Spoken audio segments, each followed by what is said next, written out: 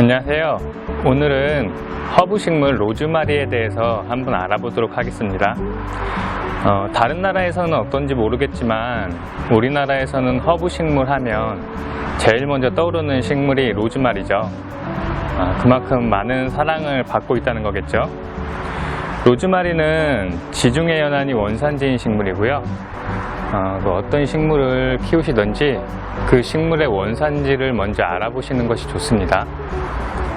원산지만 먼저 알아봐도 그 식물이 잘 자라는 환경을 미리 알 수 있기 때문에 꼭 원산지를 한번 알아보시고요.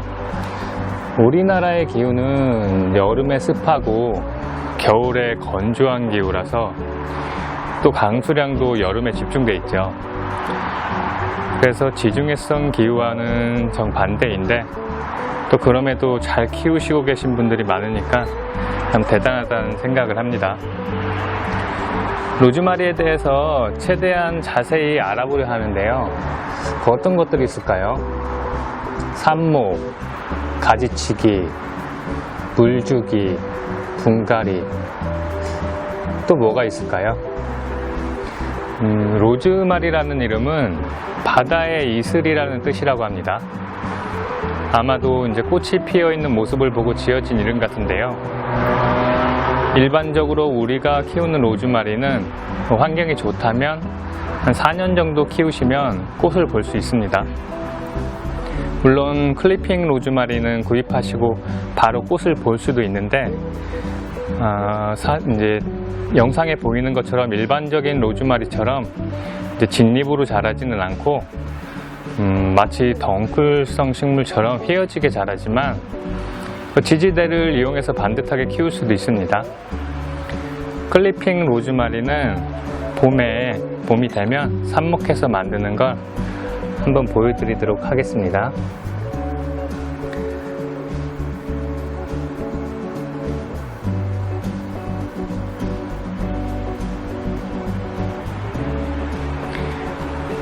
로즈마리의 효능에 대해서 검색을 한번 해보시면 엄청나게 많은 자료들이 나오는데요. 우리에게 널리 알려져 있는 것이 집중력 향상, 기억력 증진, 이런 것들인데요. 그래서 극히 일부의 판매자분들이 수험생의 방에서 키우면 좋다는 말씀을 하시기도 해요. 근데 글쎄요, 방에서 키우면 얼마 버티지 못하고 죽을 수도 있습니다. 그래서 키우시는 건 환경이 좋은 곳에서 키우시고 로즈마리 잎을 잘 말려서 요리나 차로 이용하시는 걸 추천드립니다. 로즈마리 키우기에 대해서 본격적으로 알아보도록 하겠습니다. 대부분의 허브 식물들이 그렇지만 로즈마리도 해를 많이 보여주셔야 돼요. 당연히 직사광선에서 제일 잘 자라고요. 직사광선처럼 해가 충분한 환경이라면 잎이 하늘을 향해서 바짝 서게 됩니다.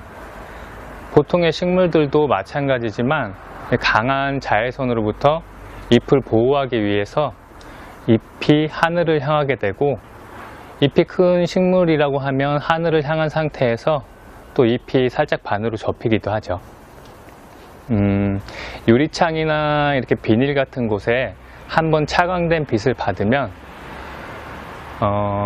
충분한 빛을 흡수하기 위해서 잎이 살짝 벌어지게 돼요. 그러니까 하늘로 섰던 잎이 햇빛을 더 받기 위해서 살짝 벌어지는 거죠. 지금 이 로즈마리들도 봄부터 가을까지는 직사광선을 받고 자랐지만 겨울에 이제 하우스로 들어오고 나니까 또 잎들이 이렇게 벌어지고 있어요.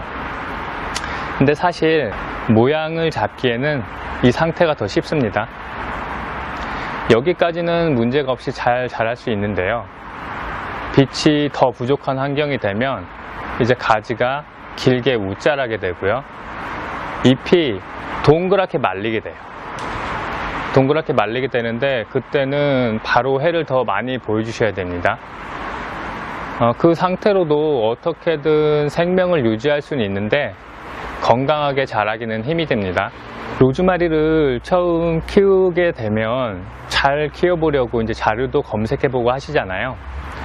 그런데 제일 흔하게 접할 수 있는 내용이 로즈마리는 건조에 강하다, 이거거든요.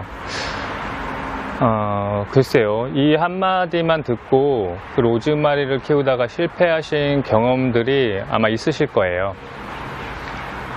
로즈마리가 건조에 강하다는 말이 그 어떤 환경을 기준으로 했는지 전혀 알 수가 없죠. 만약에 원산지의 노지를 기준이라고 한다면 당연히 건조에 강한 게 맞죠. 그래서 건조한 환경에서 충분한 수분을 확보하기 위해서 뿌리 발달이 상당히 빠릅니다. 그런데 화분이라는 제약된 공간으로 들어오게 되면 어떨까요? 분갈이를 하고 환경이 좋다면 한두 달이면 화분에 뿌리가 가득 차기 때문에 그때도 건조하고 강하다고 물을 아껴주시면 어떻게 될까요?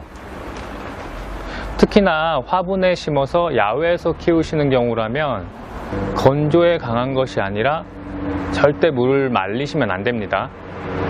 한번 잎이 말라버리면은 회생이 거의 불가능하기 때문에 치명적입니다. 물론 화분 크기나 흙 배합에 따라서 물 주기는 달라지겠지만 그래도 봄부터 가을까지는 겉흙이 마르는 걸 확인하시면 바로 물을 주시는 게 좋습니다. 그럼 베란다에서 키울 때는 어떨까요? 이때는 또 어느 정도는 건조에 강하다고 해도 또 맞는 말입니다. 화분에 흙이 말라도 야외에서처럼 순식간에 잎이 말라버리지는 않습니다. 그런데 왜 이렇게 실내하고 실외하고 차이가 많이 날까요? 우리는 그 식물의 증산작용이 광합성에 의한 것이라고 알고 있는데요.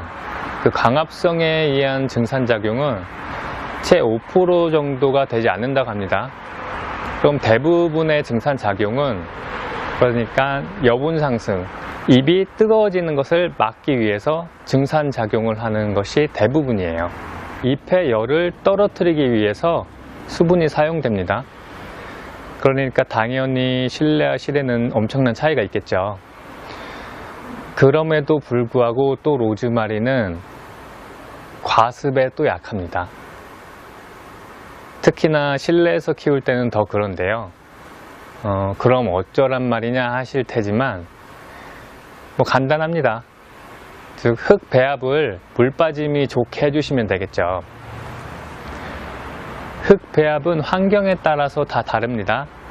만약에 야외에서 키울 때는 펄라이트 10%를 넣었다 하면 이런 비닐하우스로 들어오면 펄라이트를 20%, 베란다에서 키운다면 펄라이트를 30%, 혹은 베란다에서 키우지만 햇빛이 많이 부족한 환경이라면 뭐 40%까지 뭐 이런 식으로 환경에 따라서 흙 배합을 다르게 해주시면 되겠죠. 또 하나 로즈마리가 건강하게 자라기 위해서는 통풍이 필수죠. 특히나 우리나라의 여름같이 고온 다습한 환경에서는 통풍이 부족하게 되면 곰팡이병에 쉽게 걸릴 수 있으니까 추운 겨울을 제외하고는 항상 바람이 잘 통하는 곳에서 키워 주셔야 됩니다. 지금까지의 내용을 정리하면 햇빛, 통풍, 배수가 좋은 흙, 이 세 가지죠. 근데 로즈마리를 더 건강하게 키우기 위해서 두 가지를 더 말씀드릴 텐데요. 네 번째는 바로 잎 샤워입니다. 야외에서 키우시는 분들은 안 해주셔도 별 문제는 없는데요. 특히 여름에 실내에서 통풍이 부족하게 되면 잎이 끈적끈적해집니다. 이렇게 만져보시면 아실 수 있을 거예요. 이 끈적끈적한 잎에서 곰팡이병이 잘 시작되기 때문에 지금부터 잎 샤워하는 모습을 한번 보여드리도록 하겠습니다. 항상 물을 주실 때 그 잎에 있는 이물질을 완전히 제거한다는 그런 느낌으로 전체적으로 샤워를 시켜주시면 됩니다. 자, 구석구석 속까지 다 해주셔야 돼요.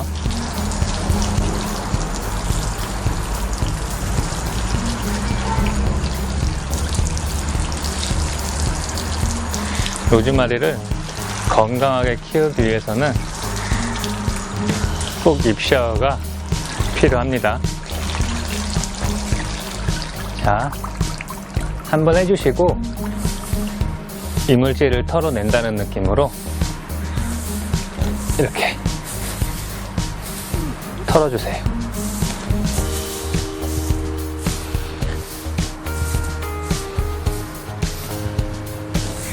지금 이 똑같은 과정을 3번 반복할 거예요. 지금 한 번 했죠. 한 번 더 할게요.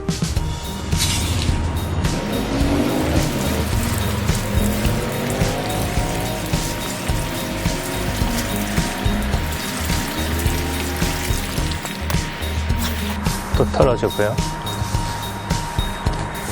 잎이 끈적일 때 한번 이렇게 해주시면 확연한 차이를 느끼실 수 있을 거예요. 잎 샤워를 했을 때하고 안 했을 때하고.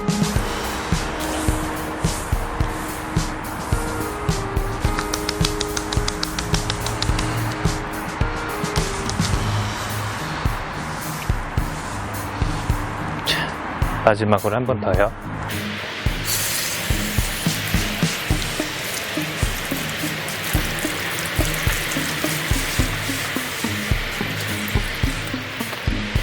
마지막은 잎에 물기가 하나도 남지 않도록 잘 털어주셔야 됩니다. 로즈마리의 잎에는 물이 계속 머물러 있는 게 좋지는 않아요. 그렇기 때문에 마지막에는 좀 과감하게 털어주시면 좋습니다. 향기가 아주 좋네요.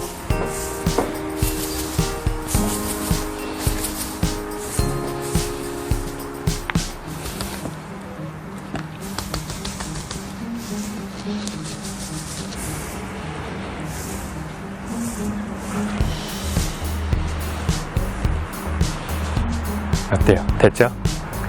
잎이 아주 깔끔해졌습니다.